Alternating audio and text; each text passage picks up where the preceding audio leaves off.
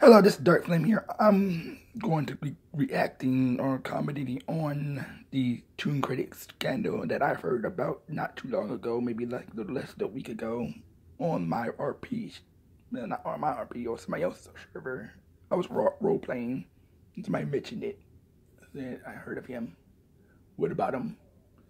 What about him? And come to find out he was caught sex RP with a minor, which I think it's pretty dumb on his part, because he should have not been doing that.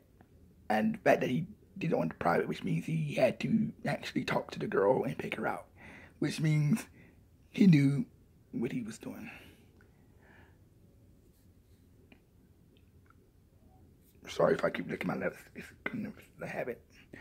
But it's really gives the bronies, us bronies, a bad name.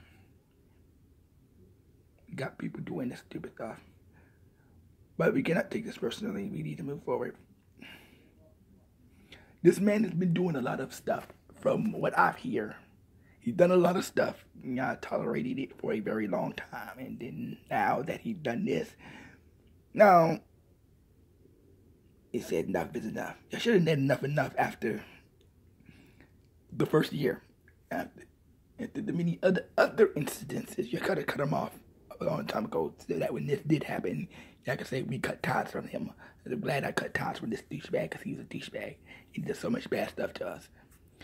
But anyway, and I think that's where some of the frustration comes from, and the blame comes from to his side friends, because they feel that they should have cut him off a long time ago because of his drama that he always brings with him. I do not take such an approach. They were doing what they thought was right. Being friends means you don't give up on your friends just because they make mistakes or make mistakes. These mistakes that he made are made by by the select minority of few men who think it's okay to womanize on women.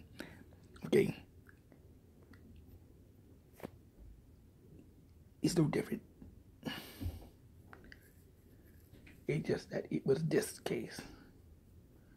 It was different. It extremely different. It was criminal. Everything else he did wasn't as criminal. It was harassment, but technically not. And could have been prevented. Yes. But it's nowhere close to this level of seriousness. There's no way for them to think, oh, he does this, so he must going to be futurely a pedophile. If he keeps going, he's going to be a pedophile. Okay, there was no way. There's no way for them to know that he was going to turn into a new pedophilia acts. Not even I said I'm not going to call it that. There's no way for them to know that he was going to prey on a 14-year-old girl. Let's be seriously. Yeah. No way. You knew who he was.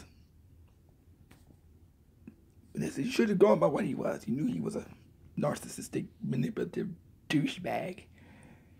You should have known that at least at some point that some drama was going to come. And I bet you they did realize that eventually he would, if that case, they didn't nowhere near expect him, that drama that was going to come was going to be like this serious criminal. They didn't know this. There's no way for them to know. I don't believe that they would have known this. It was going to be criminal. But here's the thing. We need to keep the blame where it belongs, and not on ToonKritic. The ToonKritic alone. Now,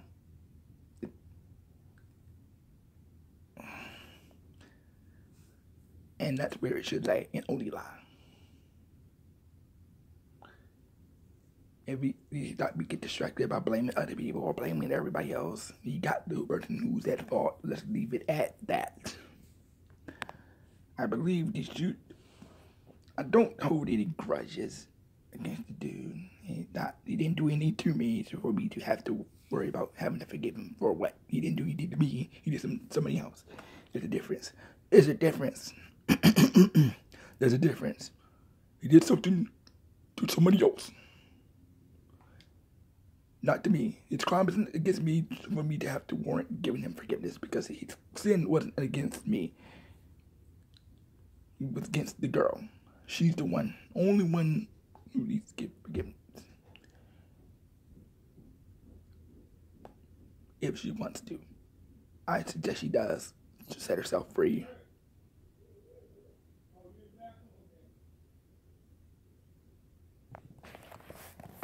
But nonetheless. But anyway, I digress. Now, to finish up my little comment, I used to watch his videos. Not everyone. And I kind of watched, let me see, about 5 videos. It's about the maximum I watched. Everything else was like he was in with somebody else. The TF2s I watched with him in it. Now, when I watch it, it's like, every time I see his face, it makes me sick. But his OC, and it makes me want to, I don't know, it just feels uncomfortable. But nonetheless, I watched some of his tunes versus himself. It's like, I found it odd, really. Who has 2 personalities? Weird. He has personas. He's a furry. I found out he was a furry. I said, oh my God.